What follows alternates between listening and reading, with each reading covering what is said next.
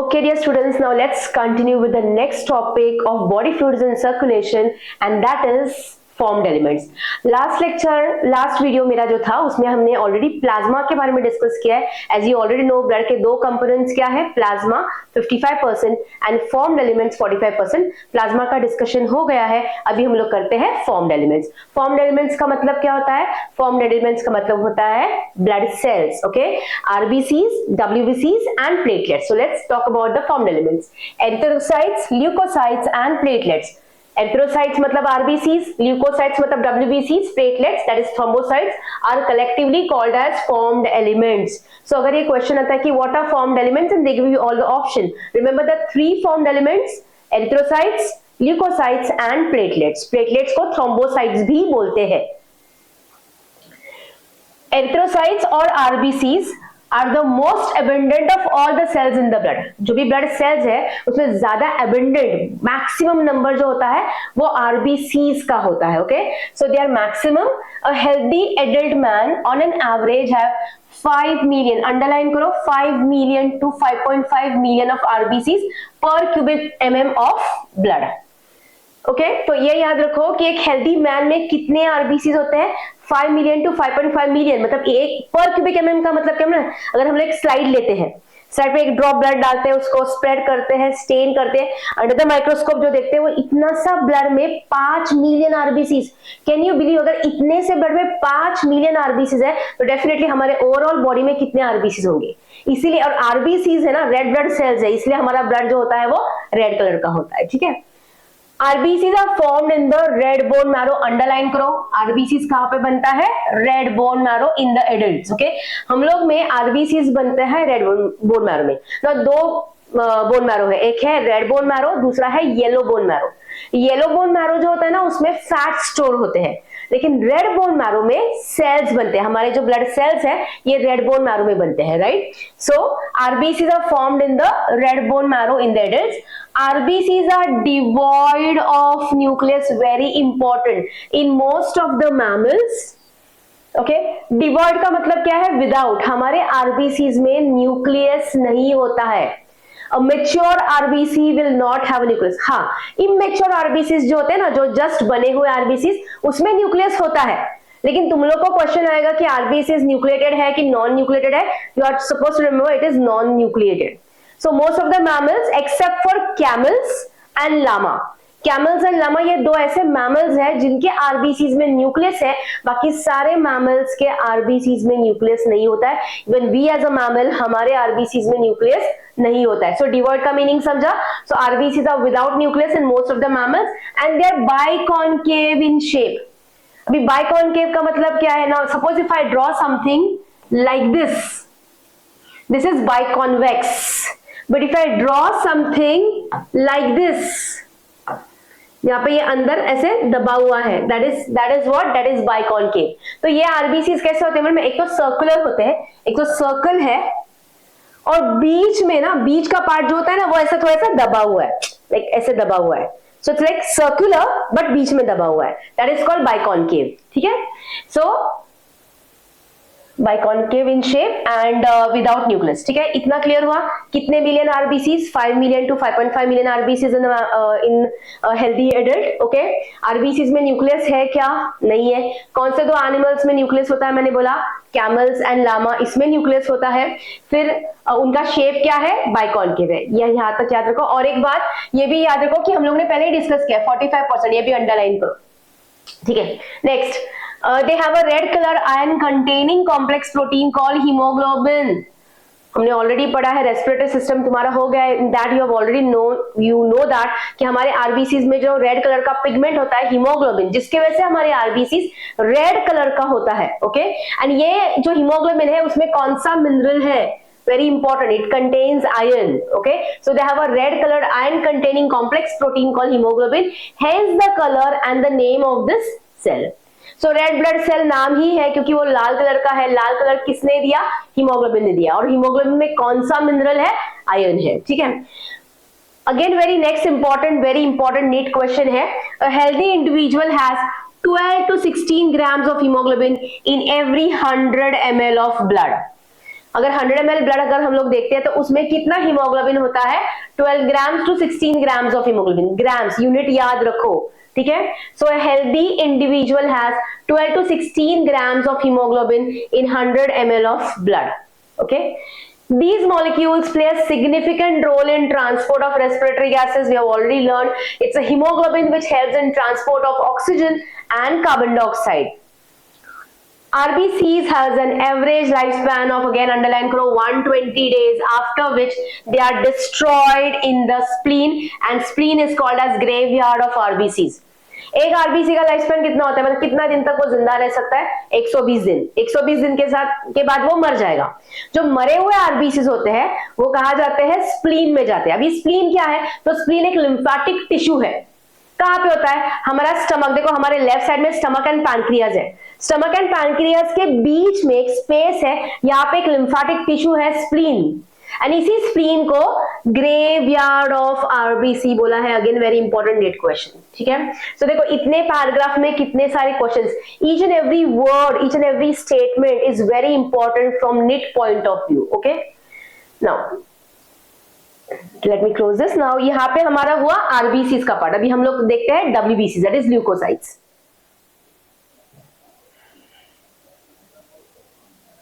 ठीक है। Now next आता है ल्यूकोसाइट्स। ल्यूकोसाइट्स मतलब क्या, white blood cells.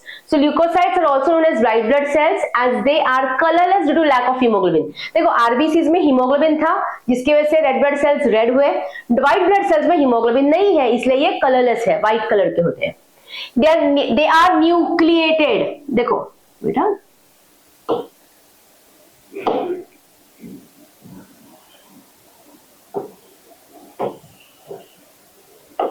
Okay, they are nucleated, okay, मतलब इनमें न्यूक्लियस है। आरबीसीज में न्यूक्लियस था क्या, नहीं था।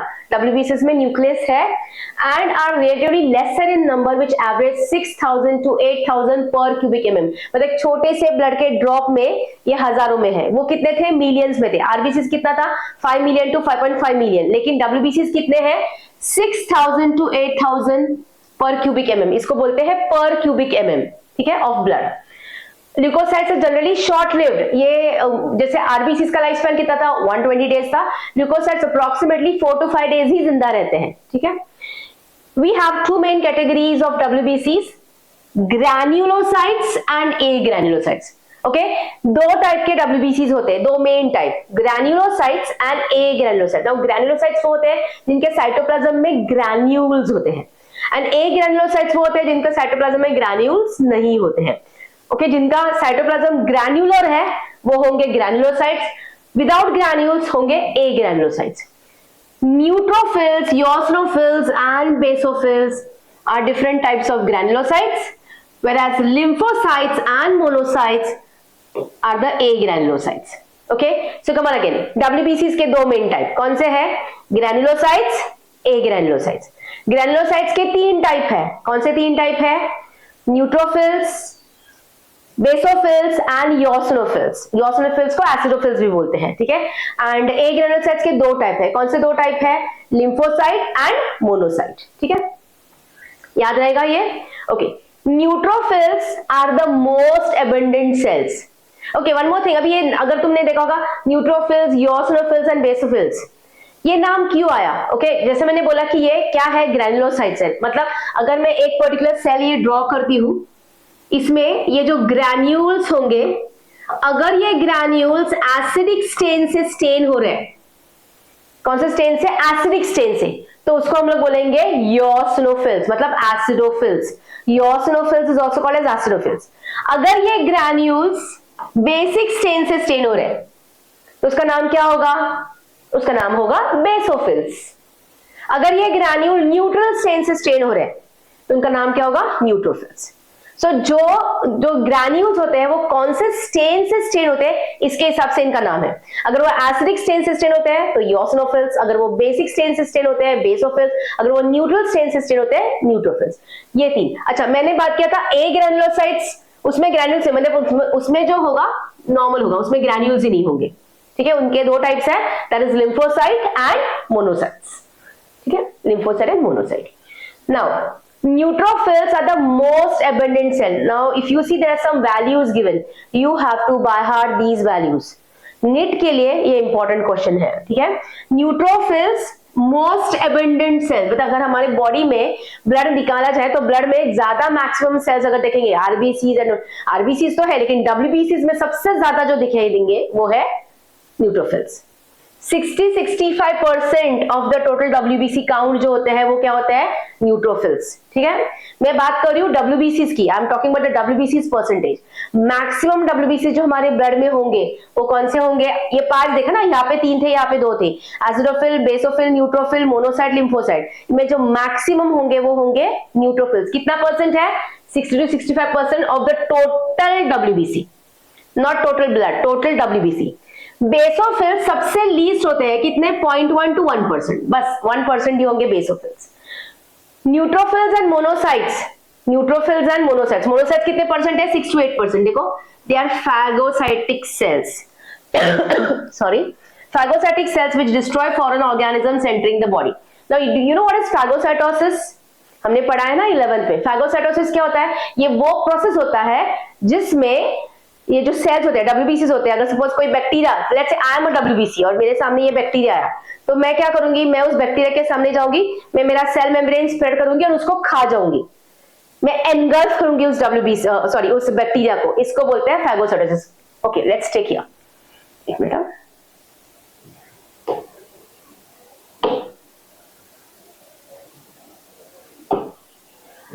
ओके, अभी इमेजिन करो कि यहाँ पे ये WBC है, ठीक है, और यहाँ पे ये बैक्टीरिया है, तो WBC क्या करेगा, इस बैक्टीरिया के सामने जाएगा।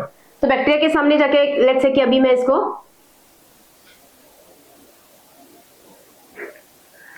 यहाँ पे, लेट्स से ये मैं ऐसे दिखा रही हूँ, ठीक है, ये बैक्टीरिया यहाँ पे आया, तो इसने क्या किया, इसको स्प्रेड किया, स्प्रेड किया, स्प्रेड किया और उस बैक्टीरिया को अंदर लेके इसको डिस्ट्रॉय कर दिया और इसने खा लिया, इसको बोलते हैं phagocytosis. So when the WBC उस बैक्टीरिया को खाते हैं उसको बोलते हैं फैगोसाइटोसिस। अच्छा, सिर्फ डब्ल्यूबीसीज नहीं है, जैसे अभी यहाँ पे 2 डब्ल्यूबीसी है, न्यूट्रोफिल्स एंड मोनोसाइट।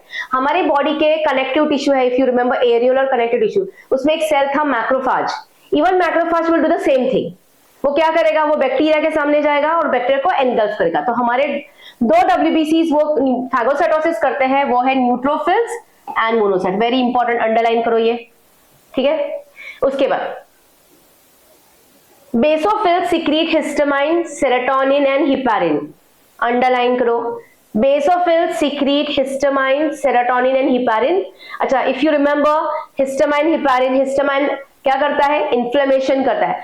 ये याद रखो, जब भी हमारे बॉडी में एलर्जी होती है, एलर्जिक रिएक्शन है, कभी कभी कुछ खाने की वजह से बॉडी के ऊपर स्वेलिंग आ जाती है, कभी नोटिस किया, जैसे हम लोग मराठी में बोलते हैं पित्त हुआ है करके, तो बॉडी के ऊपर ऐसे ना लाइक फोड़े फोड़े जैसे आ जाते हैं, तो उस टाइम पे हमारे बॉडी में हिस्टामाइन लेवल ज्यादा होता है। एलर्जी होने का रीजन क्या है, histamine, remember that. So when in your body histamine level increases, मतलब एबनॉर्मली इंक्रीज हो रहा है, तो उससे क्या होगा, एलर्जी होगा। अच्छा, हिपारिन क्या है, एंटी क्लॉटिंग एजेंट है। हमारा ब्लड जब सर्कुलेट हो रहा है बॉडी में, वो क्लॉट नहीं होता है बिकॉज ऑफ हिपारिन। तो ये 3 चीजें हैं, याद रखो, histamine, serotonin, heparin are involve in inflammatory reactions. Eosinophils कितने परसेंट है, 2 to 3%। They resist infection and are also associated with allergic reaction। अभी आप बोलोगे अरे मैम आपने तो अभी बोला था कि ये जो बेसोफिल्स थे ये हिस्टामाइन बनाते हैं, और मैंने बोला हिस्टामाइन से एलर्जी होती है, बराबर है, हिस्टामाइन से इन्फ्लेमेशन, देखो लिखा है इन्फ्लेमेटरी रिएक्शन जो है वो किससे हो रहा है, बेसोफिल से, क्योंकि वो हिस्टामाइन बना रहा है। एलर्जी किसकी वजह से होती है, हिस्टामाइन। लेकिन हमारे बॉडी में बॉडी को मालूम रहता है कि भाई हिस्टामाइन बन रहा है, तो बॉडी डेफिनेटली कुछ ना कुछ काउंटरैक्ट करेगा। तो उस टाइम पे ये जो ईओसिनोफिल्स है, मतलब एसिडोफिल्स है, वो एंटी हिस्टामाइन भी बनाते हैं। ये हमेशा रखना चाहिए। कभी कभी हम लोग कुछ खाते, कुछ ऐसा होता है, फिर बाद में ठीक हो जाता है। ओके, सो ये याद रखो कि अगर हिस्टामाइन बन रहा है और एलर्जी हो रही है, तो एलर्जी का रीजन हिस्टामाइन है, लेकिन एलर्जी को ठीक करने के लिए एंटी हिस्टामाइन बनाता है eosinophil. So make a note of that, beside eosinophil it makes anti histamine. इसलिए ये allergic reaction, see it resist infection and are also associated with allergic reaction, मतलब ये एलर्जी करने के लिए नहीं रिस्पॉन्सिबल है, ये एलर्जी को ठीक करने के लिए रिस्पॉन्सिबल है, ठीक है। लेकिन अगर एलर्जिक रिएक्शन, अगर ये स्टेटमेंट आता है तो you have to remember eosinophil, ठीक है। लिम्फोसाइट्स कितने हुए हैं? 20 to 25% है। देखो maximum if you remember neutrophils है 60% अराउंड, राइट। उसका सेकंड नंबर, जो सेकंड लार्जेस्ट इन नंबर हो गए, वो होंगे lymphocytes. They are two major type, B lymphocyte and T lymphocyte. Both B and T lymphocytes are responsible for immune response of the body. Okay, यहां तक समझ में आया तुम लोग को? लिम्फोसाइट्स के भी दो टाइप हैं, B and T। अच्छा, तुमने सुना होगा वर्ड कि ना WBCs एंटीबॉडीज बनाते हैं, सुना ना? हमारी बॉडी में अगर इन्फेक्शन होता है तो क्या होता है? WBCs फाइटर्स होते हैं।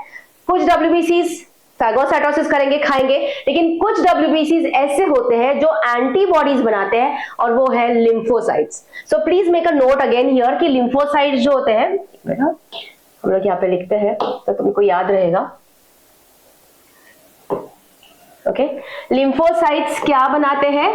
They produce antibodies. But students, कौन सा लिम्फोसाइट है?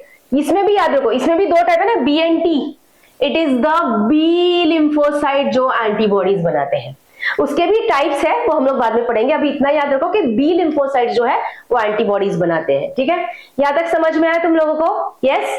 सो बी एंड टी है, कौन से लिम्फोसाइट्स एंटीबॉडीज बनाते हैं? B lymphocytes. Okay fine. अभी हम लोग आगे देखते हैं प्लेटलेट्स। ये लास्ट पार्ट फॉर्म्ड एलिमेंट्स का है, वो है प्लेटलेट्स।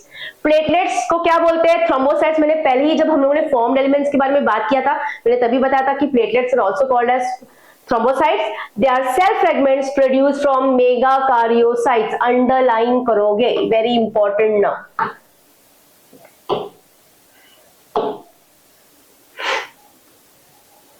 Okay. अंडरलाइन करो मेगाकारियोसाइट्स। ये थ्रोम्बोसाइट्स जो है, मतलब प्लेटलेट्स जो है, ये सेल फ्रेगमेंट्स है। फॉर एग्जांपल अभी इमेजिन करो कि ये जो क्लासरूम है ये बोन मैरो है, एंड इस बोन मैरो में मैं सेल हूं और मेरा नाम है मेगाकारियोसाइट, ठीक है। मैं and I am breaking into pieces, my broken pieces are platelets. So platelets किससे बने? मेगाकारियोसाइट से बने। कहां बने? बोन मैरो में बने। So see the statement, platelets are also known as thrombocytes, are cell fragments produced from megakaryocytes. What are megakaryocytes? They are special cells in the bone marrow. मैंने अभी वही बोला कि imagine ये क्लासरूम बोन मैरो है, मैं मेगाकारियोसाइट हूँ, मैं मेरे टुकड़ों में ब्रेक हो रही हूँ, एंड दैट जो ब्रोकन पीसेस है वो सेल फ्रेगमेंट्स है, वो है प्लेटलेट्स, ठीक है। ब्लड नॉर्मली कंटेन्स 1,50,000 to 3,50,000, ये लैक्स में है। देखो आरबीसीज मिलियंस में थे, WBCs थाउजेंड्स में थे, ये लैक्स में है। 1,50,000 to 3,50,000 platelets per cubic mm. Platelets can release a variety of substances, most of which are involved in coagulation or clotting of blood. Platelets play a very important role in blood clotting. See, whenever there is a cut, let's say मेरी उंगली कटी, blood starts oozing out from that, right? But after some time, blood आना बंद हो जाता है क्योंकि blood clot होता है। ये blood clot करने का जो मेन काम है वो प्लेटलेट्स का है। तो platelets play very important role. Imagine cut हुआ, ब्लड आ ही जा रहा है, the person can bleed to death, लेकिन it's a platelet which will clot the blood at that particular position, not inside the body. जहां पे कट हुआ है वहां पे क्लॉट करने का काम कौन करते हैं? प्लेटलेट्स करते हैं, ठीक है। Reduction in their number can lead to clotting disorder. Now मुझे बताओ, अगर प्लेटलेट्स का लेवल कम हो गया तो क्या होगा? ब्लड क्लॉटिंग होगी क्या? अगर कुछ कटवट होगा तो ब्लड इतना बाहर जाएगा कि वो पर्सन मर भी सकता है। So reduction in their number can lead to clotting disorders which lead to excessive loss of blood from the body. So students, यहाँ पे हम लोग ने formed elements that is RBCs, WBCs and platelets खत्म किया, ठीक है। ये मेरा टॉपिक और नेक्स्ट वीडियो जल्दी आएगा। Follow me for more biology tips. Thank you so much.